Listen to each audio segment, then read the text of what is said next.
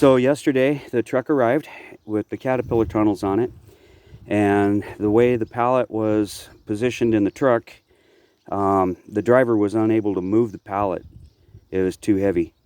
So we couldn't get it into a position where I could unload it with the tractor. So we had to unload it by hand, but with two of us working and the driver bringing stuff back to us, we got everything offloaded in a grand total of about 17 minutes.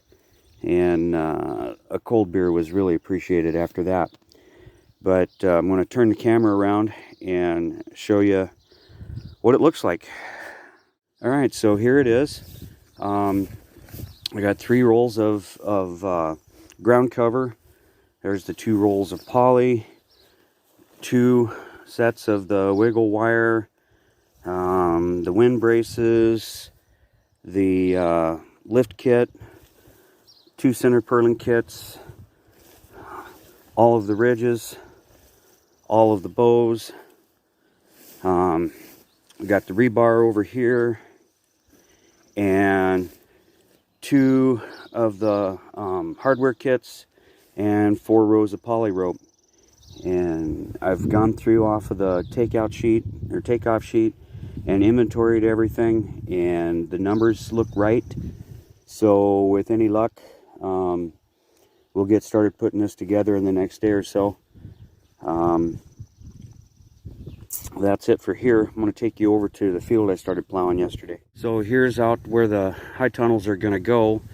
I got started plowing yesterday, but as normal, about the time I got things going, had to stop and go do something else. Plus a rainstorm came in. I got a little bit over there on that end yet to do.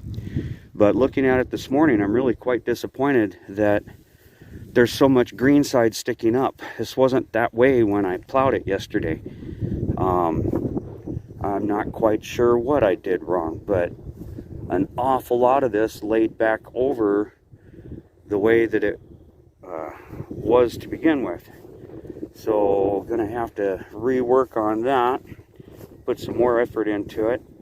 And I got stuck with the tractor here, but I don't know why. I decided it wanted to go way too deep.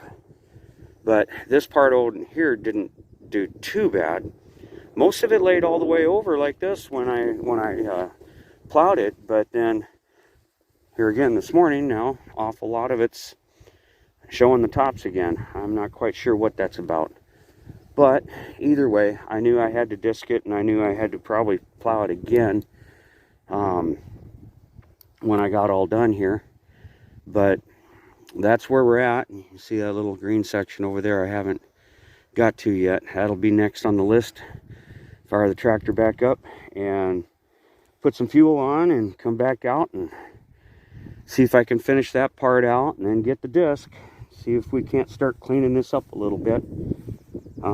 I want to try and get everything plowed and disked today if possible, and start get the surveyor's tape out and start figuring out exactly where these things are going to go. And I know I've already pulled the tape on it once. I know from that spruce back to the water tank is 160 feet, and I'm only dealing with 100-foot high tunnels with a few feet on each end for the cone, for the closure on it. So there should be plenty of room for them to go right here where I want them to. But I do want to get it laid out. I'm a carpenter by trade, so I don't just nail stakes in the ground and call it good. I have to be meticulous about it, because that's just the way I'm built. I got to do it right. But that's where we're at right now, so thought I'd share. So I've been thinking about this overnight and looking at what I saw this morning about that portion of the field that didn't lay over, and trying to figure out what I've done wrong here. And it made me think that I should kind of put a disclaimer on this. I have never actually done this before. Yes, I've put the plow on the tractor, and I've gone around the field once or twice or over the garden or whatever, but that was soil that had already been cut. There was no sod on it. I mean, it was just turning it over because that's what Dad told me to do. But when we first moved here, many years ago, early 70s, Dad worked over all of these fields with this same exact equipment that I'm using right now. And I've just been trying to go off of what I remember him telling me. And there's a couple things that I've come to determine in my search for a better outcome, is that if you look at this furrow here,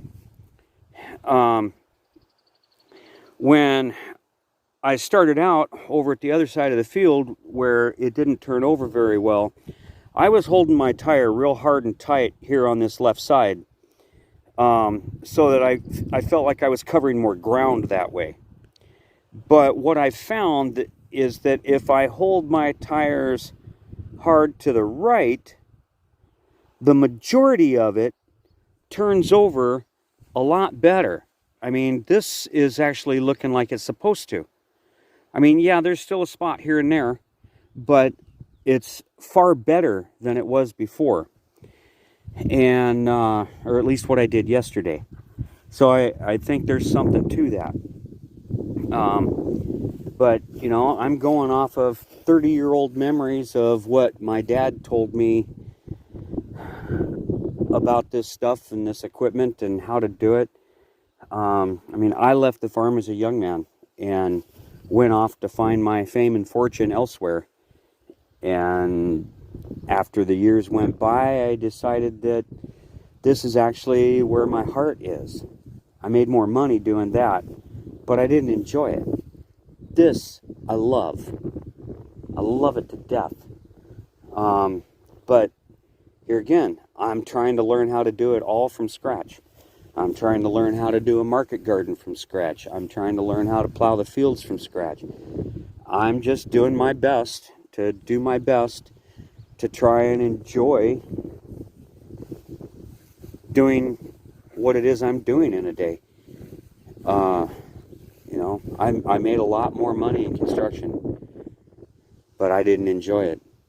Not near as much as I enjoy trying to figure this out. But I thought I'd throw that in there. Just a quick note, I really do miss that old man. He forgot more about this kind of stuff than I will probably ever know. And what a wealth of knowledge disappeared when he left this earth. And I feel sorry for every generation that has to go through that. What a waste. But he instilled the desire in me to do this. And I think that's a good thing. Love you, Dad. Thanks for watching. Keep your timber shivering.